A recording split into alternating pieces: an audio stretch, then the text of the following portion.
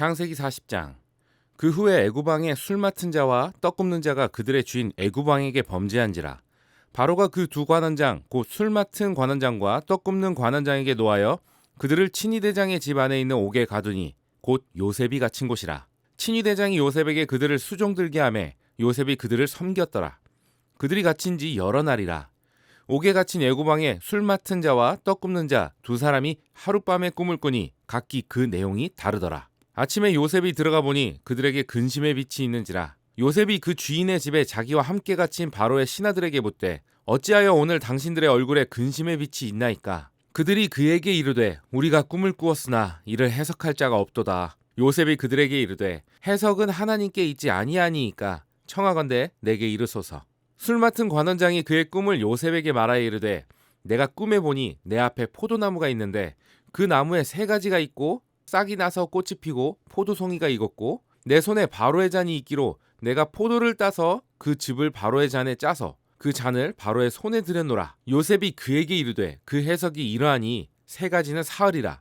지금부터 사흘 안에 바로가 당신의 머리를 들고 당신의 전직을 회복시키리니 당신이 그 전에 술 맡은 자가 되었을 때 하던 것 같이 바로의 잔을 그의 손에 드리게 되리이다. 당신이 잘 되시거든 나를 생각하고 내게 은혜를 베풀어서 내 사정을 바로에게 아뢰어 이 집에서 나를 건져주소서. 나는 히브리 땅에서 끌려온 자요 여기서도 옥에 갇힐 일은 행하지 아니하였나이다. 떡 굽는 관원장이 그 해석이 좋은 것을 보고 요셉에게 이르되 나도 꿈에 보니 흰떡 세 광주리가 내 머리에 있고 맨 윗광주리에 바로를 위하여 만든 각종 구운 음식이 있는데 새들이 내 머리의 광주리에서 그것을 먹더라. 요셉이 대답하여 이르되 그 해석은 이러하니 새 광주리는 사흘이라. 지금부터 사흘 안에 바로가 당신의 머리를 들고 당신을 나무에 달리니 새들이 당신의 고기를 뜯어먹으리이다 하더니 제3일은 바로의 생일이라. 바로가 그의 모든 신하를 위하여 잔치를 베풀 때에 술 맡은 관원장과 떡 굽는 관원장에게 그의 신하들 중에 머리를 들게 하니라. 바로의 술 맡은 관원장은 전직을 회복하며 그가 잔을 바로의 손에 받들여 드렸고 떡 굽는 관원장은 매달리니 요셉이 그들에게 해석함과 같이 되었으나 술 맡은 관원장이 요셉을 기억하지 못하고 그를 잊었더라. 섬길 때 이루어지는 하나님의 나라라는 제목으로 오늘 말씀을 한번 나눠보도록 하겠습니다. 그 지난 시간의 내용이 뭐였죠? 우리가 처한 환경, 그 처한 환경이 좋으면 내 인생이 행복하고 좋지 못하면 내 인생이 불행한 것이 아니라 내 환경을 바꾸려고 노력하기보다는 그 환경에서 내가 어떻게 반응하면서 살아가야 하는가, 그것이 중요하다. 이제 그런 내용이었어요. 어떤 상황과 환경에서도 우리가 뭘 하는 게 중요한 거죠? 하나님의 말씀대로 사는 삶, 그죠? 그리고 하나님을 사랑하고 이웃을 사랑하는 삶, 그게 중요하다. 그래서 요셉도 그 환경에서 탈출하고 막 내가 보기에 좋은 그 상황을 만들기 위해서 애쓰고 노력하기보다는 그 가운데서 하나님 보시기에 내가 어떻게 살아야 하지? 그 가운데서 무엇을 선택하며 살아야 하나님을 기쁘시게 하지? 라고 고민하면서 하나님을 경외하고 그리고 그가 처한 그 노예의 상황에서 성심성의껏 보디발에게 순종했다. 그래서 오늘은 그 내용과 오늘 내용을 조금 더 이제 합쳐서 요셉이 하나님을 사랑하고 이웃을 사랑하는 삶을 살았다 하는데 어떻게 이웃을 사랑하는 삶을 살았나 이런 것들을 조금 더 깊이 한번 좀 생각해 보면 좋을 것 같아요. 그래서 오늘 그러한 요셉의 삶을 조금 더 한번 살펴보도록 하겠습니다. 그리스도인의 섬김에 대해서 어떻게 생각하고 어떻게 실천하고 계십니까? 사람들이 섬김이라고 하면 여러 가지 그리스도인들이 그 실천해야 할 다양한 덕목들 중에 뭐 한 가지라고 생각을 많이 해요. 그래서 섬김 여러 가지 것들이 있지만 그 중에 하나가 섬김이다. 그래서 섬김 이꼴 거의 봉사. 섬긴다 이렇게 하면 이제 내 시간을 조금 쪼개서 전부 교회를 위하여서 또는 불쌍한 사람들을 위하여서 섬기고 애쓰고 헌신하는 것, 이것은 이제 섬김이다. 약간 봉사활동의 어떤 그런 개념이 많이 들어가 있는 거죠. 그죠? 성경에서 말하는 섬김이 과연 그러한가? 우리가 생각해 볼 필요가 있어요. 제가 지난 시간에도 한번 말씀을 드린 적이 있는데 성경의 가르침은 결국에는 율법이라고 이야기를 할 수가 있습니다. 그런데 그 율법의 완성이 무엇이라고 예수님이 말씀하셨죠? 하나님을 사랑하고 이웃을 사랑하는 것. 그죠? 그것이 곧 그리스도를 드러내는 삶이다. 라고 이제 우리가 이해를 하면 됩니다. 그것이 뭐예요? 우리의 삶의 목적인 거죠. 사랑이 하나님이 우리에게 요구하시는 삶이다. 라고 얘기를 할 수가 있어요. 그러면 사랑이 뭘까요? 우리는 사랑하면 막 이렇게 좋아하는 연애 감정 또는 부모가 자식을 섬기는 어떤 그런 마음, 뭐 친구들 간의 그 어떤 우정 이런 것들을 생각할 수 있는데 맞아요. 맞는데 그게 이제 다 감정적인 어떤 그런 부분들이잖아요. 그게 구체적으로 무엇인가 어떻게 드러나야 하는가 하는 것이 고린도전서에 잘 기록이 되어 있어요. 그래서 고린도전서 13장 4절에서 7절을 우리가 한번 살펴보면 사랑은 이라면서 뭐라고 나와요? 오래 참고 그죠? 사랑은 온유하며 시기하지 아니하고 사랑은 자랑하지도 않고 교만하지도 않고 무례하게 행하지도 않고 자기의 유익을 구하지 않고 그리고 성내지 않고 악한 것을 생각하지 않고 불의를 기뻐하지 아니하며 진리와 함께 기뻐하고 모든 것을 참고 모든 것을 믿으며 모든 것을 바라며 모든 것을 견디는 것이다 라고 이야기하고 있습니다. 이것이 사랑이라는 거죠. 다시 한번 그 의미를 생각해 보면 사랑은 그 상대방에 대하여서 오래 참는 거예요. 오래 참고 내 마음에 안 들어도 기다려주고 그리고 온유하고 막 급하게 막 성내면서 막 이렇게 저렇게 하라고 막 사람을 다그치는 것이 아니라 온유하여서 그 사람에게 부드럽게 친절하게 다가가고 그죠? 그리고 시기하지 않고 저 사람이 나보다 잘 되면 어떡하지? 뭐 이러면서 시기하지 않고 그리고 그 사람 앞에서 막 자랑하지 않고 난 이래 난 저래 이러면서 자랑하지 않고 그러면서 교만하지 않고 그리고 무례하게 행하지 않아요. 내 마음에 들지 않는다고 함부로 대하고 하는 것이 아니라 정말로 예의를 다하여서 나보다 어린 사람이어도 내가 그 사람을 존중해주고 그리고 무례하게 행하지 않는 것 그리고 내 유익을 구하지 않는 거예요. 상대방의 유익을 구하고 그리고 성내지 않고 그 사람에게 성내지 않고 악한 것을 생각하지 않고 이 악한 것을 생각한다는 것은 그 사람에게 어떻게 내가 해코지를 할까 어떻게 복수할까 하는 그런 생각들인 거거든요. 그래서 그런 악한 것들을 생각하지 않고 그리고 불의를 기뻐하지 않고 진리와 함께 기뻐하고 그리고 모든 것을 참아주고 모든 것을 믿어주고 모든 것을 소망하며 너 잘 될 거야. 할 수 있어. 이렇게 소망하고 모든 것을 견뎌내는 것. 한결같이 끊임없이 계속해서 그 사람을 사랑하는 것. 그것이 사랑이다. 라고 이야기를 할 수가 있어요. 사랑이란 이런 거예요. 단순히 내가 감정적으로 내가 기쁘고 내가 좋아서 반짝이는 어떤 그러한 그 느낌 따라 그 사람을 소유하는 것이 아니고 사랑은 이런 것인 거죠. 그죠? 이 사랑이 무엇인가 딱 정리를 해볼까요? 뭘까요? 한마디로. 이 여러 가지 말 중에서 딱 하나 꽂힌 게 있어요. 뭐냐? 자기의 유익을 구하지 않는다. 그럼 반대로 뭐예요? 상대방의 유익을 구한다. 그 말에 이게 다 들어가는 것 같아요. 오래 그 상대방을 위하여서 오래 참고 상대방 때문에 온유하고 상대방을 위해서 시기하지 않고 상대방이 다 잘 되기를 바라고 자랑하지 않고 교만하지 않고 무례히 행하지 않고 상대방의 유익을 위하여서 상대방의 그 어떤 잘됨을 위하여서 내가 희생하는 것. 그것이 사랑이다. 내가 아니고 나를 위해서가 아니고 상대방의 유익을 위하여서 사는 것. 그럼 마음이 좀 웅장해지는 것 같지 않나요? 내가 상대방의 유익을 위하여서 살아간다.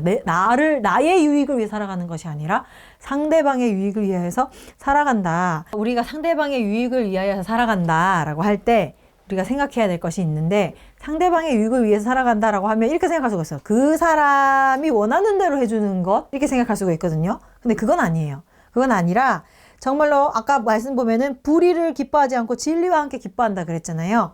그러니까 진리 속에서 그 사람의 진정한 그 어떤 유익, 그 사람에게 정말로 필요한 유익, 그 사람이 정말로 잘 되어야 하는 그 방향으로 우리가 도와주고 희생하고 사랑하는 것. 그것이 행동으로 드러나는 것이 뭘까요? 그게 섬김이라는 거예요. 그게 섬김이다. 그러니까 단순히 뭐 봉사하고 내가 시간 좀 내서 교회에서 뭐 반주하고 뭐 찬양팀 하고 뭐 그거뿐만이 아니고 그것도 섬김 중에 하나이지만 궁극적으로 섬김은 정말로 내가 다른 사람의 유익을 위하여서 사랑하며 살아가는 삶이 드러나는 것. 그게 섬김이다. 네, 그래서 이 섬김이라는 것은 뭐 봉사활동 수준의 개념이 아니라 그냥 그리스도인들이 살아가는 그 어떤 삶의 방식이라는 거죠. 그러니까 몸에 배어야 되는 거예요. 그게 나를 위해서 사는 것이 아니고 내 평생을 남을 위하여서 다른 사람을 위하여서 그 사람의 유익을 위해서 살아가는 것이 그것이 그리스도인의 삶의 방식이고 그것이 하나님을 사랑하고 이웃을 사랑하는 것이고 그것이 하나님 나라의 방식이라는 것입니다. 모두가 다 서로를 위하여서 섬기는 것. 너무 아름다운 나라이지 않나요? 네, 그래서 그것을 위하여서 하나님께서 먼저 우리에게 본을 보여주셨어요. 하나님께서 우리에게 어떻게 하셨나를 보면서 섬김이 무엇인가 하는 것을 우리가 또 생각해 볼 필요가 있습니다. 하나님이 우리에게 어떻게 섬김으로 사랑으로 다가오셨나요? 죄인인 우리를 섬기시려고 오셨잖아요. 그죠? 그래서 요한복음 3장 16절에 뭐라고 나와 있어요? 하나님이 세상을 이처럼 사랑하사 독생자를 주셨으니 이는 저를 믿는 자마다 멸망하지 않고 영생을 얻게 하려 하심이다. 그러니까 우리가 멸망하지 않고 영생을 얻게 하기 위하여서 그 독생자를 우리에게 주신 것이 하나님의 사랑과 섬김인 거죠. 그죠? 그래서 예수 그리스도께서 마태복음 20장 28절에 말씀하세요. 인자가 온 것은 섬김을 받으려 함이 아니라 도리어 섬기려 하고 자기 목숨을 많은 사람의 대속물로 주려 함이니라 라고 말씀하셔요. 예수님께서 오셔서 하신 것이 뭐냐? 우리를 섬기신 것. 대속물로 자신을 주시면서 우리를 살리시기 위하여서 우리를 섬기신 것. 이것이 섬김이다. 그래서 하나님과 예수님 그리고 또 보이지 않지만 그 성령님의 그 섬김을 통하여서 뭐예요? 우리의 죄가 하나님 앞에 사함을 받게 되고 우리가 하나님의 백성, 하나님의 자녀로 축복을 받게 되는 그 결과가 나타나게 된 것이잖아요. 그것이 바로 하나님의 섬김으로 우리가 이렇게 된 것이에요. 우리가 돈이 많기 위하여서 우리가 뭐 잘 나가게 하기 위해서 이렇게 하신 것이 아니고 정말로 우리의 원하는 것이 아니고 우리의 필요를 위하여서 진리 안에서 이러한 일들을 우리에게 행하시고 우리를 섬기셨다.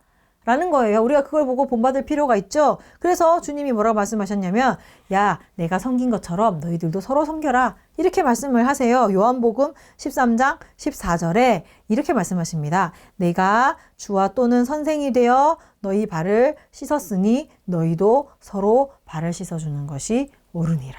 그래서 이것이 신약교회의 명령으로 또 나타나게 됩니다. 에베소서 25장 21절을 찾아보세요. 그리스도를 경외하는 마음으로 피차 복종하라. 이 말이 뭐예요? 하나님을 사랑하며 이웃을 사랑하라 라는 말이죠. 그래서 너희가 어떻게 하는 거예요? 그리스도를 경외하는 마음으로 서로 복종하는 삶을 살아라. 그래서 갈라디아서 5장 13절 찾아보세요. 갈라디아서 5장 13절. 형제들아 너희가 자유를 위하여 부르심을 입었으나 그러나 그 자유로 육체의 기회를 삼지 말고 오직 사랑으로 서로 종노릇 하라. 네, 성경에서 가르치는 것들을 다 정리를 하면 뭡니까?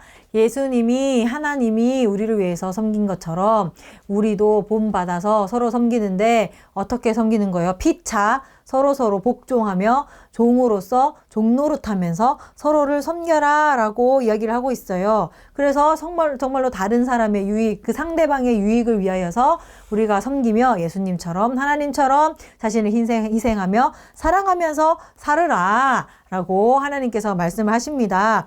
그래서 특히 더 큰 자, 높은 자, 큰 자일수록 더 많이 섬겨야 된다라고 예수님께서 말씀하시는 거예요. 마태복음 20장 25절에서 27절 보면 예수님이 제자들에게 이 얘기를 하세요. 이방인의 집권자들, 그러니까 이 세상의 권력자들은 그들을 임으로 주관하고 그 고관들이 그들에게 권세를 부리는 줄을 너희가 알거니와. 그러니까 힘으로 아랫사람들을 제압하고 권세를 부린다라고 말씀하고 계시죠. 그런데 너희 중에서는 그렇지 않으니, 그러니까 하나님의 나라는 어떤 나라라고요? 너희 중에 누구든지 크고자 하는 자는 너희를 섬기는 자가 되고 너희 중에 누구든지 으뜸이 되고자 하는 자는 너희의 종이 되어야 하리라 라고 말씀하십니다. 그러니까 큰 자일수록 더 종이 되어야 되고 으뜸이 되는 자일수록 더 많이 섬겨야 된다라고 하나님께서 우리에게 말씀을 하고 계시는 거예요. 성경의 모든 가르침이 결국에는 뭐냐? 내 이익보다 다른 사람의 그 유익을 생각하며 내가 애쓰고 노력하고 수고하고 헌신하는 그 삶을 살아야 된다. 그것이 섬김의 어떤 형태로 모습으로 나타나야 한다라는 것입니다. 이것이요, 세상의 방식과는 완전히 다른 거죠. 세상은 힘이 있으면 뭐예요? 막 지배하고 다스리려고 하고 억압하고 착취하려고 하잖아요. 그죠? 그리고 그것이 당연하다라고 여기고 많은 사람들이 그것을 흠모하고 나도 그런 사람이 됐으면 좋겠다라고 생각을 하는 거예요. 그런데 하나님은 말씀하시는 거예요. 하나님의 나라, 나의 방식은 그게 아니야. 그게 아니고 오히려 높은 사람, 으뜸이 되는 사람, 큰 사람이 더 낮은 자리에서 종으로 섬겨야 된다. 그래서 하나님이 종의 옷을 입고 오신 것이 예수님께서 사람의 몸을 입고 이 땅에 오셨잖아요. 낮고 낮은 모습, 정말로 겸손하고 섬기는 그 모습으로 나타나셨다.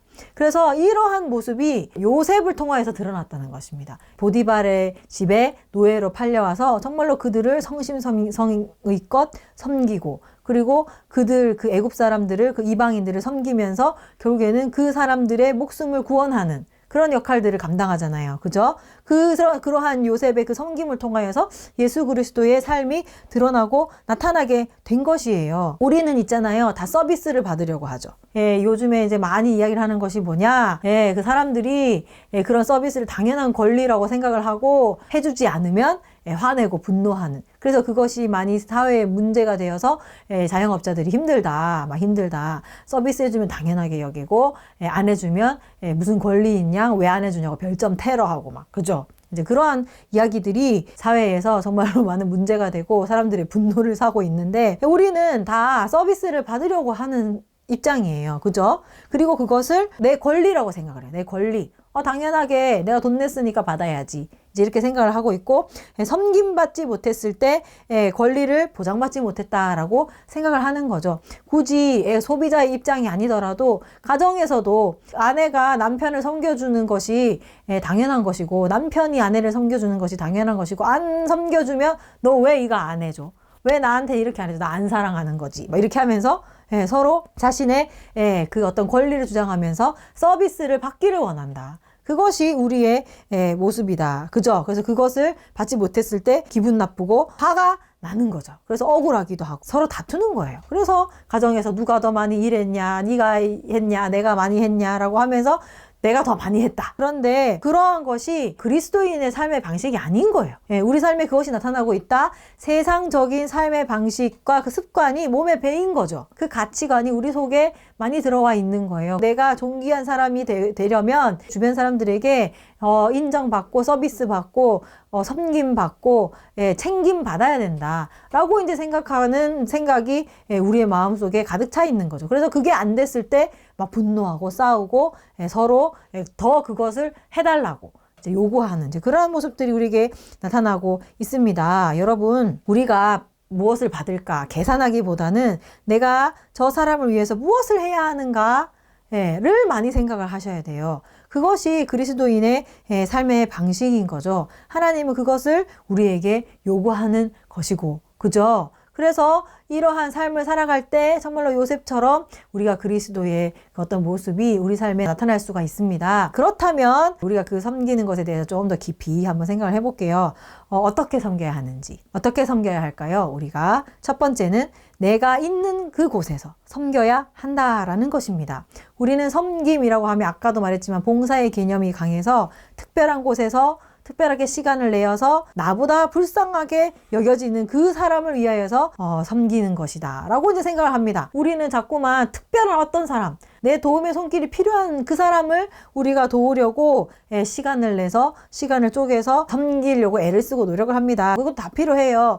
다 필요하지만 이제 그거를 했다고 해서 나는 오늘도 잘 섬겼다. 오늘도 내가 섬겨야 할 분량을 다 채웠다. 이렇게 생각하면 안 된다는 것입니다. 자기 만족인 거죠. 하나님이 요구하시는 거는 그게 아니에요. 그것뿐만이 아니라 내 모든 삶이 하나님 앞에 섬기는 삶이 되어야 되고 그 섬기는 삶은 내 삶의 터전에서 내가 있는 그곳에서 그것보다 더 중요한 것은 없다라는 거예요. 나와 함께 있는 그 사람들을 항상 섬겨야 된다. 예, 항상. 그게 어떻게 보면 요양원에 가고 고아원에 가서 섬기는 것보다 더 어려운 거죠. 그리고 심지어 그 사람은 나보다 더 나아 보여. 내가 굳이 도와줄 필요가 없어 보여. 그렇지만 내가 그 상대방의 유익을 위해서 살아가는 삶이 우리의 기본적인 삶의 모습이다. 그래서 요셉은 종으로 팔렸을 때 그 주인 보디발을 주인으로 인정하면서 성심성의껏 섬겼어요. 나의 주인, 나의 주인이라는 단어가 성경 본문의 39절의 본문에 보면 많이 나오거든요. 감옥에 가서도 간수장과 죄수들을 다 섬기면서 돌봤어요. 그 장면이 오늘 본문의 장면인 거예요. 보디발이 이 두 왕의 죄수를 네가 보살펴라 라고 했을 때 내가 주어진 그 자리에서 그 두 사람을 보필하고 그들의 안색을 살피고 그 사람들을 섬겼어요. 하나님이 원하시는 것이 이러한 것입니다. 여러분, 하나님이 우리를 보내신 그곳, 내가 지금 살고 있는 삶의 터전, 그것이 하나님이 주신 사명지라는 거예요. 사명지. 여러분, 가정에서 가장의 역할을 하고 있습니까? 그곳이 나의 사역지예요. 가정, 내 직업, 그저 내 어떤 근무지, 이런 것들이 다 삶의 터전에서 주어지는 하나님의 그 어떤 사역지라는 거예요. 사역지, 내 가정, 내 근무지, 내 교회, 내가 다니고 있는 학교, 내가 속해 있는 여러 그 어떤 공동체, 그곳이 다 내가 필요해서 살고 있는 삶의 터전이지만 그곳이 하나님께서 나에게 주신 어떤 사역지라는 것입니다. 그곳에서 누구를 섬겨야 돼요? 그곳에 있는 구성원들을 섬기는 거죠. 내 부모님을 섬기고, 내 자녀를 섬기고, 내 상사를 섬기고, 내 직원을 섬기고, 내가 속해 있는 여러 사람들을 내가 섬기는 거예요. 그래서 에베소서 보면 아까도 말했지만 그리스도를 경외함으로 너희가 피차 복종하라 라고 얘기를 했잖아요. 그래서 어떻게 복종해야 하는지 에베소서 5장 6절을 한번 읽어보세요. 어떻게 섬겨야 하는지가 쭉 잘 나와 있어요. 그래서 우리가 그걸 보고 내 삶을 돌아볼 필요가 있어요. 사도 바울이 이야기를 합니다. 아내는 남편을 섬겨라. 어떻게 섬기냐? 주님께 하듯이, 교회가 주님께 하듯이 복종하고 주님께 하듯이 섬기고 아멘하고 섬겨라 라고 이야기를 하고 있습니다. 이 본문 이야기를 하면 있잖아요. 성도들이요, 항상 뭘 생각하냐면, 그래, 내가 이렇게 살아야지. 이렇게 생각하는 게 아니고, 그래, 저렇게 하라잖아. 이제 이걸 생각을 합니다. 남편은 어떻게 해야 되냐? 주님이 교회에게 하듯이. 정말로 그 목숨을 다하여서 사랑하고 섬겨라. 라고 이야기를 한 거예요. 예수님이 어떻게 하셨어요? 교회를 위하여서 그 사람의 유익을 위해서 목숨까지도 다 버렸단 말이에요. 그래서 정말로 내 아내를 위하여서 남편은 그 책임을 다하고 목숨까지 버리면서 그 아내의 유익을 위하여서 섬기고 사랑해 줄 필요가 있다라고 이야기를 하는 거예요. 되게 부담스러운 말씀이죠. 그죠? 그리고 자녀에게 또 얘기를 해요. 자녀들아, 너희는 주님 안에서 하나님의 말씀을 가르치는 그 부모의 권위에 복종하고 그들의 말에 순종하라. 그러면서 그 부모를 공경하고 경외하며 섬겨라 라고 이야기를 하고 있어요. 그리고 또 부모님들에게 얘기를 한 거야. 아비들아, 어떻게 섬기라고요? 네 자녀들을 노엽게 하지 말고 말씀으로 잘 양육해라. 그래서 그 자녀들이 말씀에서 벗어나지 않고 하나님을 섬기는 그 단계로 나아갈 수 있도록 잘 섬겨라. 괜히 막 화풀이하고 그 자녀에게 자녀를 노엽게 하지 말고 잘 섬겨라. 그리고 또 종에 대해서 얘기해요. 종에게는 너희가 두려움과 성실함으로 그리스도께 하듯이 상전에게 순종해라. 그 권위에 복종하고 그리스도께 하듯이 순종하고 두려움과 경외함을 가지고 그들을 섬겨라. 그리고 상전에게는 얘기를 한 거예요. 너희도 종들이 너에게 하는 것처럼 똑같이 선을 베풀고 그들을 섬기고 사랑해라. 그리고 위협하지 마라. 위협하지 말고 그들에게 선을 베풀어라. 왜냐? 너희들도 종이다. 누구의 종이냐? 하나님의 종이다. 다 종이다. 그러니까 너희가 상전이라고 상전 노릇한다고 위협하고 협박하고 힘으로 하고 함부로 대하지 마라.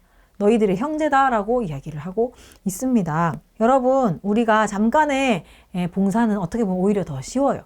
그런데 내 가정에서, 내 근무지에서, 내가 속한 그 사회에서, 내 교회에서, 내 공동체에서 항상 늘 그 상대방을 위하여서 애쓰고 봉사하고 수고하는 것은 정말로 어려운 일인 거죠. 요셉은 그러한 삶을 살았다는 거예요. 요셉은 정말로 삶의 그 어떤 모든 순간이 내가 속해 있는 그 사람들을 위하여서 정말로 애쓰고 수고하고 노력하는 삶을 살았다. 우리도 그러한 섬김으로 하나님께서 나를 이곳에 보내셨구나. 내가 지난 시간에도 얘기를 했지만 환경 탓하고 막 내 주변에 있는 사람들 막 불평하고 원망하지 말고 내가 그곳에서 정말로 내가 맡은 그 역할을 감당하면서 그것들을 감당하면서 그 상대방을 위하면서 섬기면서 애쓰고 노력하여라. 그 사람의 유익을 위하여서 희생하고 사랑하여라. 그것이 하나님께서 우리에게 원하시는 삶의 예배다. 삶의 예배다. 라고 이야기를 하고 있습니다.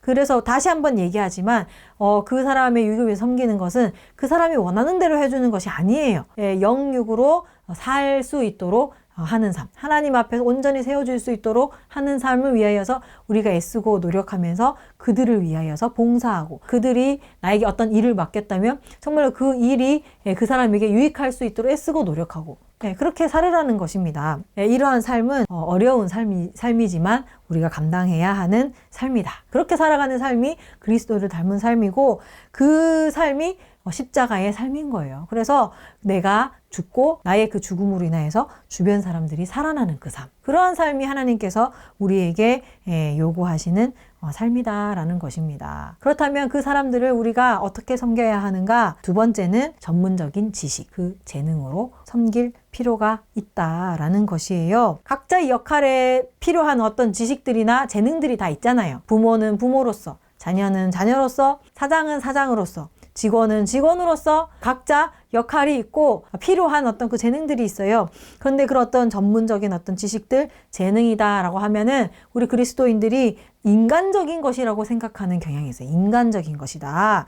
왜냐하면 그러한 재능과 지식들은 하나님을 모르는 사람들 다 가지고 있는 재능이잖아요. 오히려 보면 믿는 사람들보다 더 뛰어난 사람들이 굉장히 많아요. 그래서 인간적인 것이다. 인본주의적인 것이다 라고 착각할 수가 있는데 그것이 아니에요. 그것도 다 하나님이 주신 것이고 이거를 이제 일반 은총이라고 얘기를 할 수 있어요. 일반 은총은 믿는 자든 안 믿는 자든 하나님께서 모든 사람에게 골고루 나누어 주신 은혜라고 얘기를 할 수가 있거든요. 그래서 믿는 사람이든 안 믿는 사람이든 그 이 세상을 살아가는데 가질 수 있는 다양한 전문적인 지식과 그 재능들이 있다는 거예요. 근데 그것이 다 하나님께서 각자의 위치에서 각자의 그 필요에 맞게 하나님께서 다 주셨다는 것입니다. 여러분, 내가 맡은 그 역할을 감당하기 위해 필요한 그 분야의 지식과 능력이 있어요. 여러분, 거기에서요, 우리가 최고가 될 필요는 없어요. 모두가 다 최고가 되고, 모두가 거기에서 완전 전문가가 되어서, 완전 그 최고의 지식을 가질 필요는 없습니다. 그렇지만 내가 맡은 일을 처리할 정도의 그 어떤 능력들은 우리가 필요한 거죠. 그죠? 그것을 감당하기 위해서 우리가 그 능력을 가지고 최선을 다할 필요가 있다. 성실하고 진실함으로 최선을 다할 필요가 있어요. 최선을 다하여서 그 일을 잘 감당할 필요가 있는 거죠. 여러분, 야곱이 어떻게 성실했는지 기억나십니까? 우리가 요셉이 어떻게 성실하게 이 일을 감당했는지 구체적으로 나타나 있진 않아서 우리가 살펴보기는 어렵지만 그렇지만 요셉의 아버지 야곱을 통하여서 요셉도 이런 삶을 살았겠구나 라고 유추할 수가 있어요. 야곱이 어떤 삶을 살았냐면 라반 밑에서 양을 20년을 쳤잖아요. 그죠? 근데 그때 어떻게 쳤냐? 야곱이 창세기 31장 38절에서 40절에서 이렇게 고백을 합니다. 내가 이 20년을 외삼촌과 함께 하였거니와 외삼촌의 암양들이나 암염소들이 낙태하지 아니하였고 또 외삼촌의 양떼와 순양을 내가 먹지 않았으며 손해를 끼치지 않았다는 거예요. 물려서 찢긴 것은 내가 외삼촌에게 가져가지 않고 낮에 도둑을 맞았든지 밤에 도둑을 맞았든지 외삼촌이 그것을 내 손에서 찾았으므로 내가 스스로 그것을 보충하였고 내가 이와 같이 낮에는 더위와 밤에는 추위를 무릅쓰고 눈 붙일 겨를도 없이 지냈다라고 얘기를 하고 있습니다. 야곱이 얼마나 성실하게 그 라반의 소유, 라반의 재산을 지키고 보호하고 그 재산을 불리기 위하여서 애쓰고 노력했는지 진실함으로 그리고 양을 치는 그 어떤 재능을 활용하여서 애쓰고 노력하였는지를 우리가 볼 수가 있어요.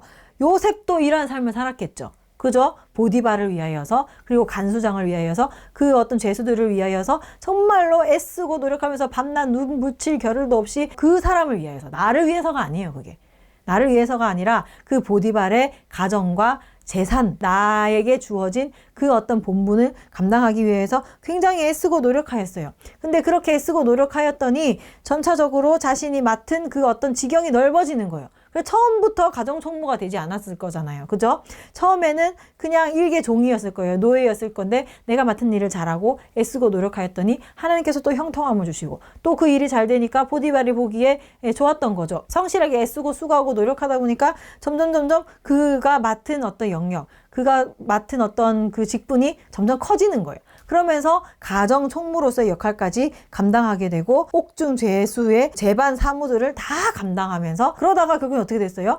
애굽 전체를 다스리는 총리로서의 역할까지도 감당하게 되잖아요. 그죠? 이 달란트 비유가 딱 맞는 거예요. 달란트 비유가 뭐예요? 있는 자는 더 많은 것을 가지게 될 것이고 없는 자는 그 있는 것까지도 빼앗기게 될 것이다. 라고 얘기를 하고 있는 것이 여기에 딱 맞는 거란 말이에요. 그러니까 내가 애쓰고 수고하고 노력하면 하나님께서 분명히 은혜도 주셨겠지만 애쓰고 수고하고 노력하는 그 가운데 그 일이 형통하게 되고 그러면서 점점 내가 맡은 일이 더 이제 많아지게 되는 거예요. 그리고 그렇게 섬기다 보면 어느 순간에 그 분야의 전문성을 갖게 돼요. 요셉이 이 보디발의 사업을 어떻게 내가 하면 더 잘 관리를 할 수 있을까? 애쓰고 노력하다 보니까 더 관리와 행정과 이 부분에 있어서 더 전문가가 됐겠죠. 그 경험들이 계속해서 쌓여가게 되는 거예요. 그러니까 함께 윈윈하는 거죠. 그렇게 노력하고 애쓰면서 그 내가 가진 전문적인 지식과 재능으로 막 섬기고 애쓰고 했을 때 보디발도 좋고 그러면서 요셉도 거기에 대한 어떤 그 전문적인 지식이 쌓여가면서 더 전문가가 되어져 가는 거예요. 여러분, 최고의 배움은 가르치는 것이다. 최고의 배움은 뭐냐? 내가 그 현장에서 직접 하는 거예요. 하면서 배우는 거예요. 그게 진짜 최고의 배움이다라는 것이죠. 요셉이요, 아버지를 섬기면서 그 양을 관리하고 그 형들의 사업을 관리하고 그 행정 능력을 갖게 되었을 겁니다. 그래서 그 요셉이 그 경험으로 보디발도 섬기고 간수장도 섬기면서 재반 사무와 업무들을 다 감당하면서 행정 능력을 점차 키워가면서 어떻게 되는 거예요? 그러면서 자신의 영역이 커지면서 애굽의 총리로서의 역할을 감당할 수 있는 사람으로 점차 준비되어져 간 거죠. 그죠, 여러분? 하나님께서 부르신 그곳에서요, 내가 맡은 일을 잘 감당할 때 하나님께서 우리의 길을 한 걸음씩 인도하는 것을 우리가 발견할 수 있게 됩니다. 여러분, 사업에 성공하신 분들 이야기를 쭉 이제 들어보면, 안 믿는 사람들도 포함해서요, 사업에 성공하신 분들 이야기를 들어보면, 내가요, 이렇게 계획 세워서요, 이렇게 하려고 애쓰고 노력했고요, 그래서 내가 이 사업을 이뤘어요 하기보다, 보통 대부분 어떤 사람이냐면 제가 처음에 이런 일을 했는데 하다 보니까 점점 그 일의 전문가가 되어지고 하다 보니까 또 이런 아이디어도 생기고 하다 보니까 이렇게 하면 어떨까 저렇게 하면 어떨까 애쓰고 노력하다 보니까 여기까지 오게 됐어요 라고 하는 사람들이 훨씬 많아요. 그죠? 네, 그래서 자기가 진짜 계획해서 어렸을 때부터 철저하게 교육받고 막 그거보다도 하다 보니까 경험하고 쌓고 거기에 대해서 어떻게 하면 더 잘할 수 있을까 애쓰고 노력하다 보니까 내가 이 자리까지 오게 되었다라고 하는 사람들이 훨씬 많아요. 그 어떤 노하우가 생겨서 그것들을 어떻게 하면 더 내가 더 잘할 수 있을까 고민하고 그 과정 가운데 하다 보니까 전문가가 되고 하다 보니까 그 사업이 커지게 되고 하다 보니까 내가 이 자리에까지 오게 되었다라고 말하는 사람들이 훨씬 많아요. 여러분, 그 가운데 내가 있는 그 자리에서 내가 그 주어진 일을 열심히 감당하면서 정말로 그 어떤 업무들을 잘하려고 애쓰고 노력하면 그 재능을 사용하고 발휘하고 하는 그 과정 가운데 하나님의 섭리가 있다는 것을 여러분들이 발견을 하셔야 됩니다. 그렇게 우리의 재능을 가지고 사람들을 섬기는 것들이 필요하다. 그럴 때 그 사람도 좋고 나도 좋다 하는 것을 우리가 발견하게 됩니다. 근데 이제 이런 사람들이 있습니다. 누구를 내가 섬기냐보다 내가 그 일을 통하여서 어떤 커리어를 쌓을까? 내가 어떤 일들을 더 성취하고 내 경력을 쌓아나갈까? 이렇게 생각하는 사람들이 있어요. 여러분, 사람보다 일을 더 우선시해서는 안 돼요. 사람보다 일을 더 우선시해서 내가 여기에서는 이 경력을 쌓아야지, 저기에서는 저 경력을 쌓아야지, 그것보다 더 중요한 것이 뭐냐? 내가 여기에서 저 사람을 어떻게 섬길까 고민하는 것이 중요하다는 거예요. 그러니까 그 우선순위가 뒤바뀌어서는 안 된다는 거죠. 나는 이 일을 완수하기 위하여서 이 자리에 있다가 아니고 이 사람을 섬기기 위하여서 이 일을 완수해야 된다라는 것이 우리가 더 집중해야 할 부분이라는 거예요. 그래서 여기에서 내가 조금 더 했다가 내 커리어 쌓은 다음에 여기는 불만족스러우니까 그 다음에 다른 회사로 또 이직해야지. 그 다음에 또 하다가 또 다른 회사로 또 이직해야지. 이런 모습들이 어떻게 보면 하나님 보시기에 조금 옳은 것인가 우리가 고민을 해볼 필요가 있다는 거죠. 하나님이 인도하심 따라 우리가 가면서 그곳에서 또 최선을 다해서 그 상대방을 위해서 섬기고 이 회사를 위해서 애쓰고 노력하고 그러면서 내 어떤 커리어와 경력도 쌓이게 되고 내 전문적인 지식도 쌓이게 되는 것은 좋은데 그것을 위해서 내가 이곳에 있는 사람들을 이용하고 활용하고 하는 것은 그 어떤 무게중심이 어디에 있는가 하는 것들을 우리가 생각해 볼 필요가 있는 거죠. 요셉은요, 사람을 섬겼어요. 사람을 섬겼어요. 내 행정 능력을 키우려고 성공하려고 그곳에 있었던 것이 아니에요. 나의 유익을 위해서 사람을 이용하는 것이 아니라 하나님께서 주신 그 자리에서 사람들을 섬기는 것이 중요하다. 그래서 그 과정 가운데서 내가 어떤 경험도 얻게 되고 하나님의 인도하심을 받게 된다는 것입니다. 그래서 우리가 성실하게 하나님께서 주신 재능과 그 어떤 지식 이런 것들을 활용하여서 달란트를 활용하여서 열매를 맺을 필요가 있다라는 것입니다. 우리가 여기에서 좀 집중해야 될 부분이 있어요. 그러니까 자꾸만 그 균형을 놓쳐서는 안 되거든요. 어떤 균형을 놓쳐서는 안 돼요. 그게 뭐냐면 하나님께서 우리에게 주신 그 일반 은총적인 재능, 지식 이것만으로 사람들을 섬기고 사람들에게 나아가고 하나님이 일을 하려고 하는 사람들이 있다는 것입니다. 그건 아니에요. 아무리 내가 애쓰고 노력하고 성실하게 일을 해도 결국에는 이 일을 성취하고 이루시는 분은 하나님이시다는 것을 우리가 기억해야 됩니다. 그래서 하나님을 의지하고 하나님 앞에 맡기고 나아가는 부분들이 필요하고 우리가 아무리 애쓰고 노력하여도 형통하게 하시는 분은 누구예요? 하나님이신 거죠. 그 하나님을 인지하지 못하면 불신자와 우리는 별로 차이가 없어요. 불신자들은 어때요? 수단과 방법을 가리지 않고 그 일을 이루려고 하잖아요. 그죠? 내가 가진 재능과 내가 가진 여러 가지 환경과 조건을 다 활용하여서 악한 일이라 할지라도 그 일을 이루기만 한다면 괜찮다라는 생각으로 여러 가지 그 어떤 인간적인 그 재능들을 활용하려고 하는 거예요. 그럴 때 이제 인간적인이라는 말이 들어가게 되는 것입니다. 그것은 우리를 교만하게 만들어요. 하나님이 필요 없게 만들어요.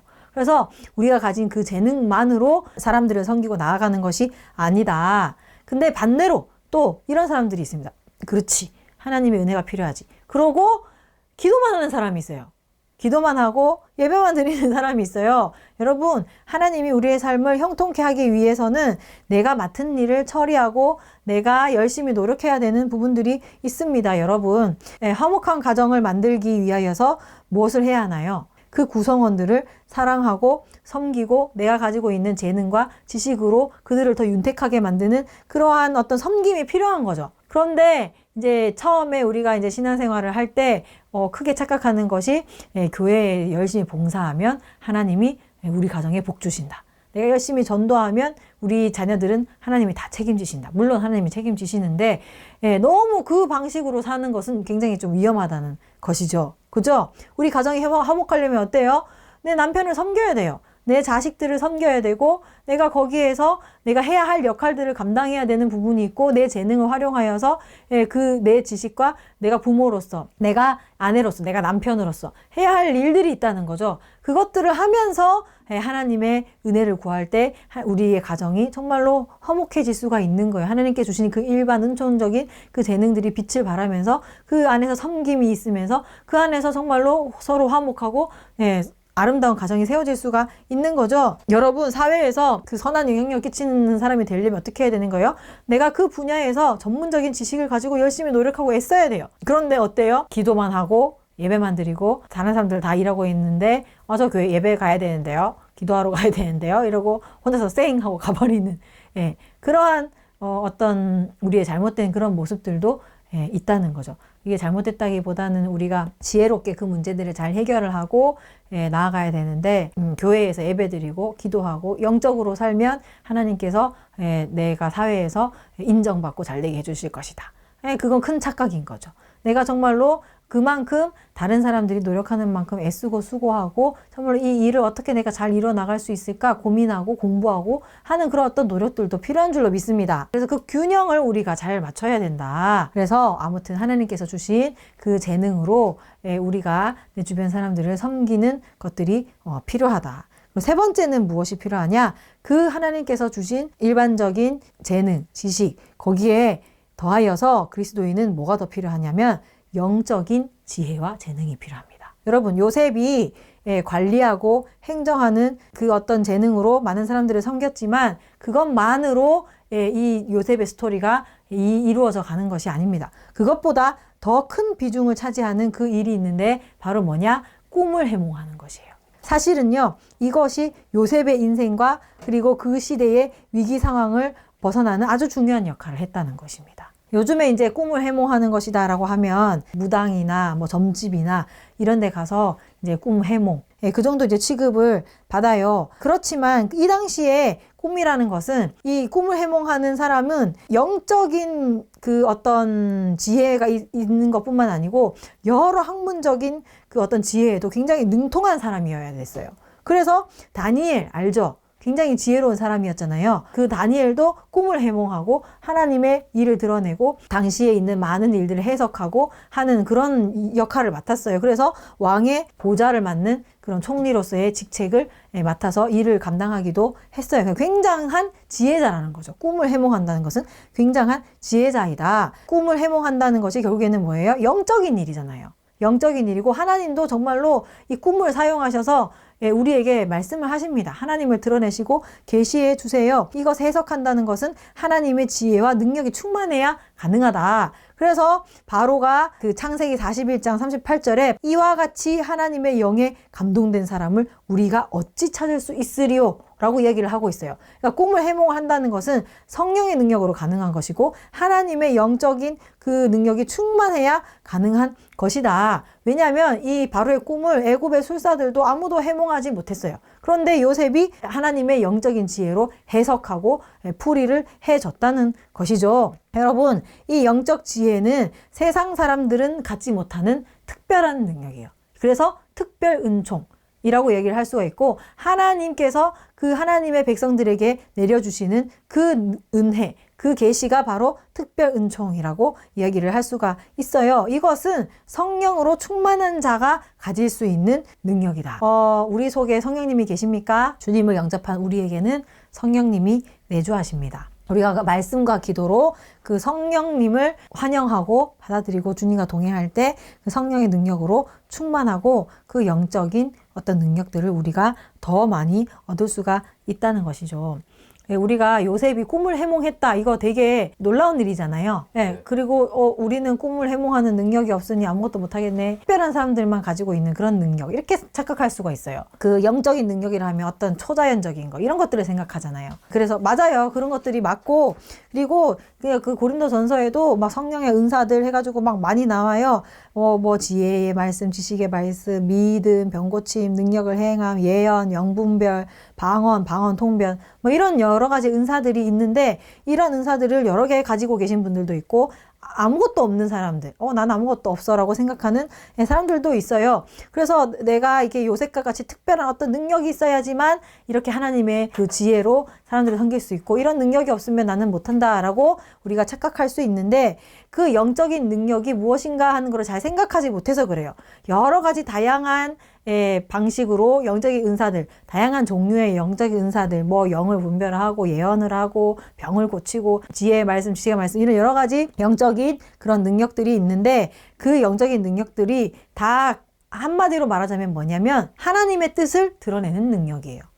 무슨 말인지 알겠어요? 이 영적인 능력이라는 것은 곧 하나님의 뜻을 드러내고 하나님의 뜻을 분별하고 그것을 그 사람들에게 나타내고 보여주는 거예요. 그래서 그 하나님의 뜻이 병고침으로 나타날 수도 있고 하나님의 뜻이 예언으로 나타날 수도 있고 하나님의 뜻이 방언과 방언통변, 뭐 영분별 여러 가지 지혜의 말씀, 지식의 말씀, 다양한 말씀으로 나타날 수가 있는 거예요. 그래서 요셉도 그 꿈을 해몽함으로 뭘 한 거예요? 하나님의 뜻을 드러내고 나타냈다는 것입니다. 그래서 여러분 그리스도인들은 모두 하나님의 뜻을 분별할 수 있는 능력이 있어요. 말씀과 기도로 충만하면 하나님의 뜻에 더 민감해지게 되고 하나님의 뜻을 우리가 분별하게 되고 하나님의 뜻을 모르는 사람들에게 알려줄 수 있게 되고 그럴 때 그들이 회개하고 변화되고 회복하는 일을 우리가 할 수 있게 되는 것이죠. 그 가운데서 여러 가지 영적인 기적과 능력들이 나타나는 것입니다. 근데 핵심은 뭐냐? 하나님의 뜻, 하나님의 나라, 하나님의 의 이런 것들이 드러나고 나타나는 것입니다. 그래서 요셉은 꿈 해몽이라는 방식으로 하나님의 뜻을 드러내고 이방인들에게 그것을 나타냈다는 것이에요. 그래서 그들의 미래를 하나님의 뜻 안에서 분별해주고 하나님의 계시와 그 사람의 삶을 연결시켜 준 거예요. 하나님의 계시와 그 사람의 삶을 연결시켜서 적용을 시켜준 거죠. 오늘도 꿈에 보니까 술 맡은 관원장과 그리고 떡 굽는 관원장이 있는데 그들의 삶에 밀접한 관련된 그러한 꿈을 꾸었을 때 이것은 저 사람들의 직업을 나타내는 것이구나. 그리고 뭐 새 가지, 새 광주리. 이것들은 3일, 우리가 살아가는 그 3일을 표현을 하는 것이고 그 3일 뒤에 뭐가 있어요? 바로의 생일이 있다 하는 것을 요셉이 알았던 거예요. 그래서 우리의 삶의 상황과 내 삶의 환경과 내가 처한 그 어떤 상황과 하나님의 말씀을 이어주고 그것을 해석해주고 하나님의 뜻은 이러하다. 우리가 살아갈 때 이러이러한 삶을 살아야 한다. 하나님께서 앞으로 너희들의 삶을 이러이러하게 인도해 주실 것이다. 하는 것들을 이제 하나님의 말씀과 그 사람의 삶을 이제 밀접하게 연결시켜서 적용을 시켜준 거죠. 그죠? 그래서 그러한 역할을 요셉이 감당을 했고 그걸 통하여서 인간적으로 해결할 수 없는 그 사람의 그 어떤 그 고민, 미래의 문제, 그 사람의 인생의 문제, 그리고 애굽이라는 국가의 적인 그 나라의 문제 이런 것들을 영적으로 분별하고 미리 예측하고 해석하고 도와줬다는 거예요. 이것이 여러분 세상은 할 수 없는 그 놀라운 특별한 지점이라는 것입니다. 이것은 그리스도인들만 할 수 있어요. 말씀과 기도로 성령 충만한 하나님의 뜻을 아는, 분별하는 그리스도인들만 할 수 있다는 것입니다. 그리고 그 뜻은 하나님을 경외하는 사람만 알 수 있어요. 잠언에도 나와 있죠. 여호와를 경외하는 것이 지혜의 근본이고 거룩한 자를 아는 것이 명철이다 라고 이야기를 하고 있습니다. 그 하나님의 뜻을 아는 사람은 오직 그리스도인 밖에 없고 그 그리스도인이 하나님의 말씀과 기도로 하나님께서 주시는 은혜와 능력으로 하나님의 뜻을 분별하고 알아서 이 세상에 가르쳐주고 선포하고 나타내고 드러낼 수가 있는 것입니다. 그것을 드러내고 나타날 때에 놀라운 능력과 기적들이 나타나기도 합니다. 그래서 하나님을 아는 그 지혜와 지식이 우리가 충만하면 충만할수록 하나님의 능력과 기적들이 나타나고 그러면서 세상 사람들은 해결할 수 없는 그 문제들을 우리가 대신 해결해 주면서 그들에게 그리스도인의 그 능력을 드러내는 것인 거죠. 그 세상 사람들이 필요한 것은 바로 이 지점이라는 거예요. 그것을 통하여서 그들은 감히 이해할 수도 없고 생각할 수도 없는 그들의 영적인 문제들을 해결하고 그 문제들을 하나님 앞에 가지고 나올 수 있도록 도와주면서 그들의 삶에 어려운 시기들, 위기의 시기들을 넘기고 하나님을 바라보고 하나님을 섬길 수 있게 하는 것, 그것이 우리가 가진 영적인 능력이라는 것입니다. 그것이 우리에게 꼭 필요하고 우리가 그러한 능력으로 도와주기를 세상 사람들은 너무나도 바라고 원하고 있다는 것이에요, 여러분. 그래서 우리가 하나님의 말씀을 잘 분별하고 하나님의 뜻을 잘 알아서 그 세상 사람들에게 하나님을 모르는 사람들 또는 하나님의 그 어떤 도움이 필요한 사람들에게 하나님의 뜻을 잘 가르쳐주고 그들의 삶과 하나님의 말씀을 잘 밀접하게 적용시켜줘서 그들의 삶의 문제가 무엇이고 하나님이 원하시는 것은 무엇이고 해결은 어떻게 하는 것인지를 진리 안에서 우리가 가르쳐 줄 필요가 있다는 거예요. 그래서 그들이 그 길에서 잘못된 길에서 돌이키고 그들이 회복되고 변화되는 일을 우리가 해야 할 필요가 있다는 것입니다. 여러분, 수가성 여인을 만난 예수님도 마찬가지예요. 예수님과 수가성 여인의 대화를 들어보면 예수님은 단순히 병을 고치고 귀신을 물리치고 그들에게 떡을 주고 한 것이 아닙니다. 그 가운데서 하나님의 뜻을 드러내고 나타내면서 그 여인의 문제점을 드러내게 만드시고 그 여인이 메시아 예수 그리스도를 바라볼 수 있도록 하는 일이 바로 그것이 예수 그리스도의 능력이었다. 영적인 능력이었다. 우리가 그런 하나님의 은혜를 받아 그 하나님을 모르는 사람들의 갈급한 그 어떤 지점을 우리가 채워주고 그리스도를 바라보게 해야 하는 것입니다. 이것은 우리만 할 수 있는 것이에요. 그래서 하나님께서 주신 일반적인 은총과 그리고 하나님께서 주신 특별한 은총을 적절하게 사용을 하면서 그 두 가지를 세상 사람들을 돕고 내가 있는 그 자리에서 그 내 주변 사람들을 돕고 그들이 유익하게 하나님 안에서 유익하게 되도록 도와주는 것, 그렇게 섬기는 것이 우리의 삶이 되어야 할 줄로 믿습니다. 그것을 위하여서 우리는 하나님을 더 많이 묵상하고 하나님의 뜻에 대해서 더 많이 알아야 되고 하나님과 동행해야 되고 영적인 능력을 관리하기 위하여서 애쓰고 노력을 해야 할 필요가 있다.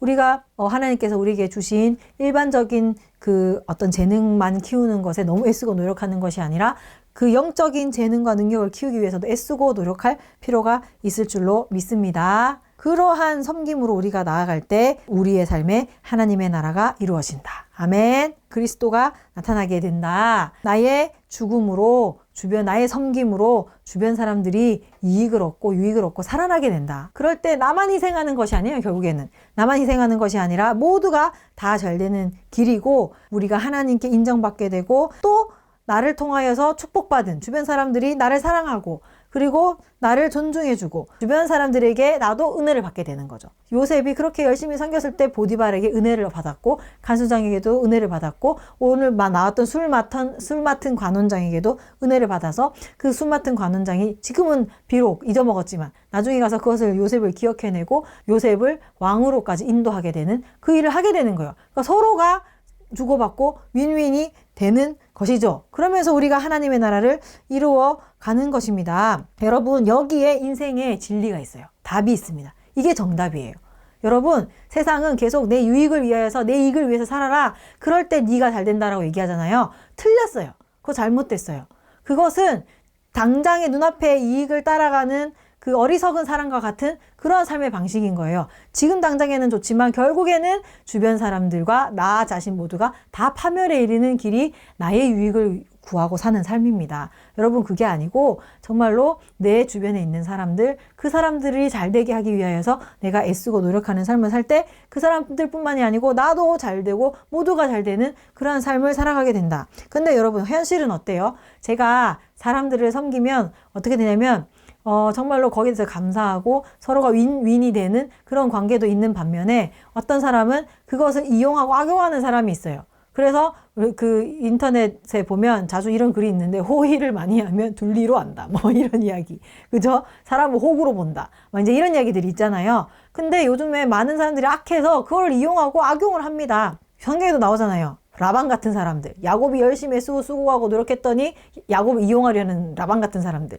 그리고 그렇게 애쓰고 노력했더니 자기를 꼬셔서 자기의 성적인 만족을 충족하려고 했던 보디발 아내 같은 사람. 그런 사람이 있다는 거예요. 그런 사람들이 있고 반면에 보디발 같은 사람도 있고 간수장 같은 사람도 있어요. 그래서 우리가 거기에 이제 지치게 되는데 성경에서는 이야기를 합니다.